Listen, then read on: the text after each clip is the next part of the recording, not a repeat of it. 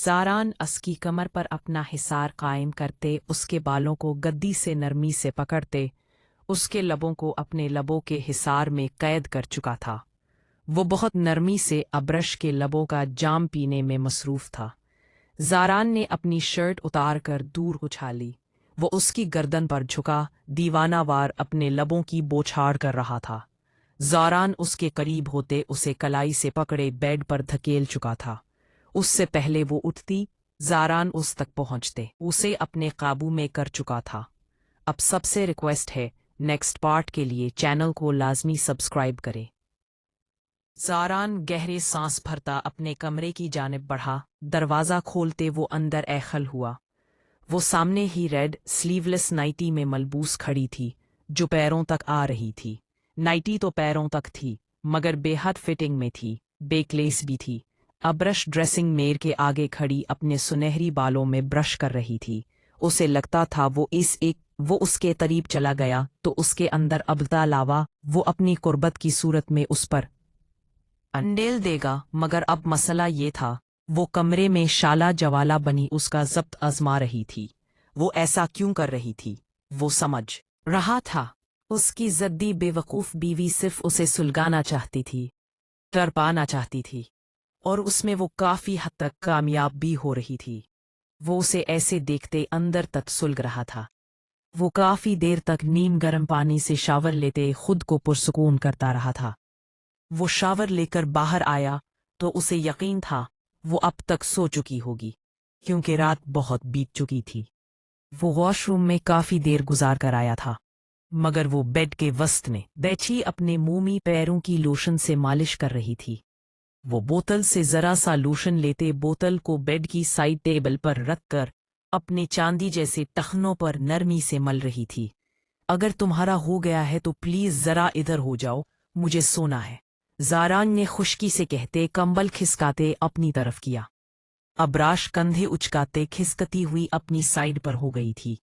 ज़ारान bed पर चित लेटा अपनी आंखों पर बाजू रख गया। वो उसके करीब बैठी काफ़ी देर तक अपने पाँव की मालिश करती रही। उसे नरमी से छूते खुद में समोने की ख्वाहिश अंदर बेदार हुई।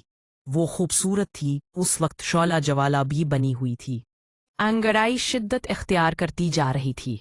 अगर वो खूबसूरत ना भी होती, जायज़ और हक मिल्कियत का रिश्ता ही ऐसा था जिसे पाने के लिए इसकी तड़प नाजायज़ ना थी। ज़ारान ने अपना निचला लब बेरद्दी से कचला था। उसके बदन से उठती खुशबू ज़ारान के हवासों पर सवार हो रही थी। वो उसे दूर से ही मदहोश कर चुकी थी। यकदम अब्रश उसके ऊपर आई। ज़ारान ने आंखों से बाजू से हटाकर उसे देखा। अब्रश ने उसकी तरफ मुस्कराती निगाहों से देखते हुए उसकी साइड से लोश उठाया था। अब्रश उसके इतने करीब थी, उसकी धड़कनें तक ज़ारान को अपने सीने में बजते महसूस हो रही थी। ज़ारान की आंखों में खुमार की सुर्खी तारी हुई। ज़ारान ने बहकी निगाहों से कमरे की दूधिया रोशनी में उसके वजूद की गहराइयों को पल भर में माप लिया था। ज़ारान की सांसें सीने में अटकी थीं। वो उसके संग मरमर मखमली वजूद को आज बहुत हक से अलग ही निगाहों से देख रहा था। गुस्सा, इज़्तिराब, इश्ताल सब कुछ खत्म होता महसूस हुआ। वो इस लम्हे और जिंदगी में आने वाले तमाम लम्हों में सिर्फ उसे अपनी सांसों से भी ज्यादा करीब रखना चाहता था। अब्रश ज़ारान की खुमार अलवद निगाहों में देखते दिलकशी से एक बार फिर से मुस्कराई। वो बहकी बहकी निगाहों से दीवानगी के आलम में बना पलकें झपकाए उसे देख रहा था। ब्राउन आंखों में लाल डोरे तीर रहे थे, जो खुमार की सुर्खी को जाहिर कर रहे थे। इससे पहले वो उससे दूर होती, ज़ारान उसकी कमर पर अपना हिसार कायम करते, उसके बालों को गद्दी से नरमी से पकड़ते, उसके लबों को अपने लबों के हिसार में कैद कर चुका था। वो बहुत नरमी से अब्रश के लबों उठती का जाम पीने में मसरूफ़ था। अब्रश के बदन से उगलाब सी खुशबू उसे मुकम्मल बहका चुकी थी। वो अपने हवास में न रहा था।